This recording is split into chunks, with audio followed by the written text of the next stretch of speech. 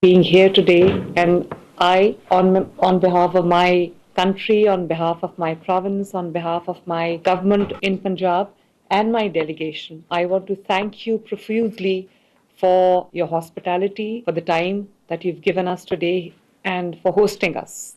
And Excellency, you just asked when I was here last time. It's been 32 years, and now that I came to China day before yesterday, I'm seeing a new China, which people call present day miracle, and it has completely changed. It's a completely transformed place, and the success that China has achieved over all these decades, over all these years, is not only formidable, it is also an inspiration for countries like Pakistan and for a newcomer like me. And not only that, China is now an economic miracle, is now a miracle in every other sense, in terms of infrastructure, in terms of its trained human resource, in terms of industrialization, in terms of innovation.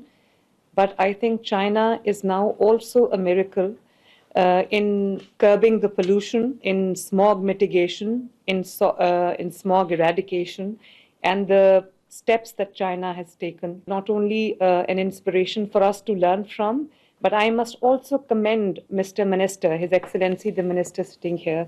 I was going through his profile and I saw how learned he is, and he's got the requisite education in the environment and ecology, and how much he has contributed to making China a better place, a more breathable place, and improving the air quality index. Placing him as a Minister of Ecology and Environment, it connotes China's seriousness about its environment and how it wants to improve the air quality, the environment. So it shows China's commitment.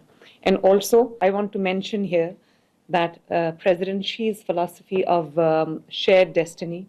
So you're not only sharing the fruit of your labor with the world, with sharing your success with the world, but you're also a guiding light for countries like us who are also faced with environmental threat. Smog in Pakistan is a recent phenomenon. It's pretty recent. It was not there 10 years ago, but ever since it's been going from bad to worse. Like China has lifted 800 people out of poverty into the middle class. I have a shining example to emulate it back home. I am a chief executive of a province that has a population over 150 million people. It's big enough to be a big country.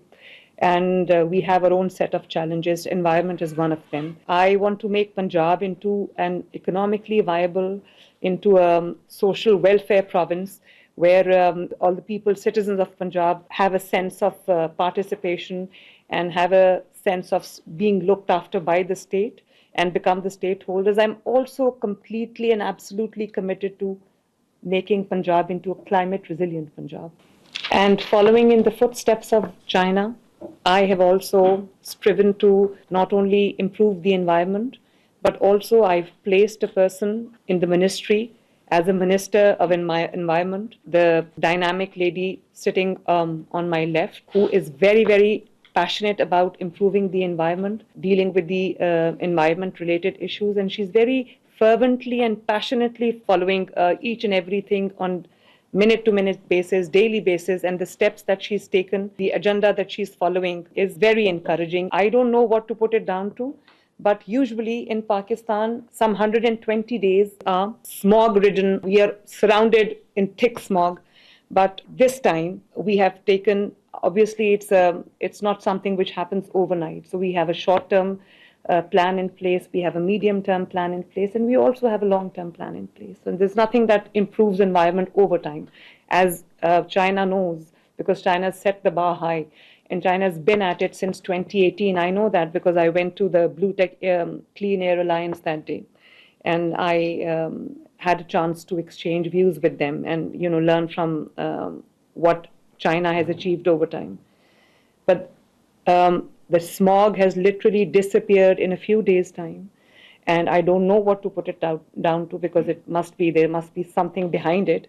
But as I said, we are committed to contributing as much as we can, do everything under the sun to make air breathable for the people of Punjab whenever there's smog.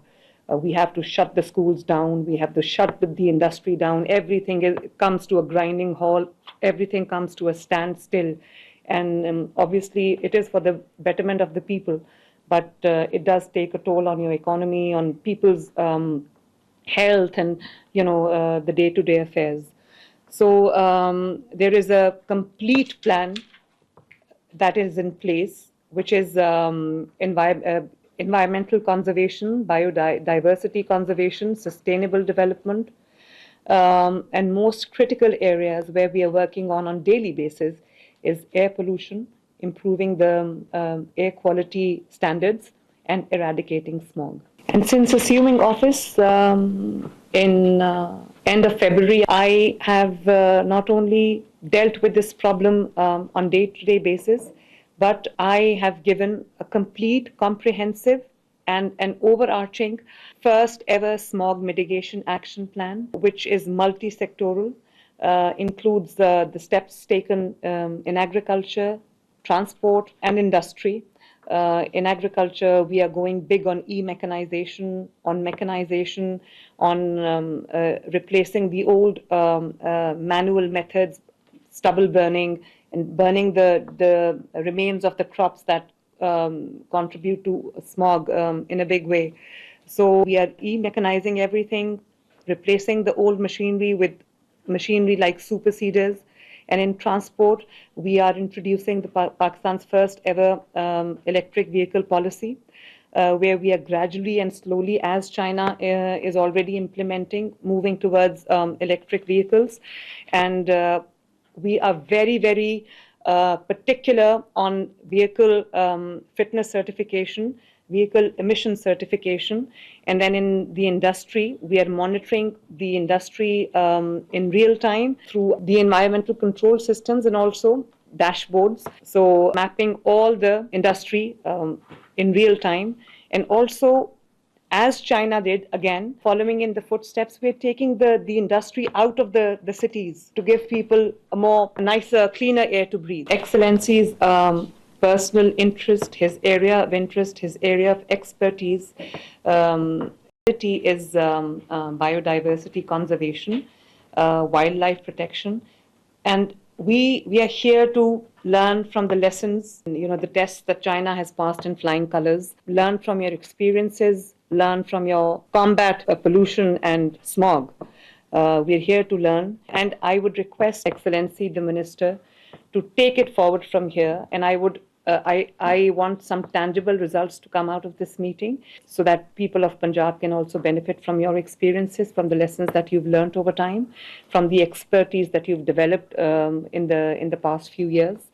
And I suggest that we make a working group from your side, a working group from our side, that can sit together on taking some tangible measures for smog mitigation, for smog eradication, and improving the air quality in Pakistan. We can exchange technology, we can exchange ideas, we can exchange success stories, and follow in China's footsteps.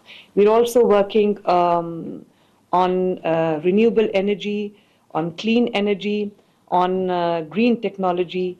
And I have a very amazing anecdote to share here.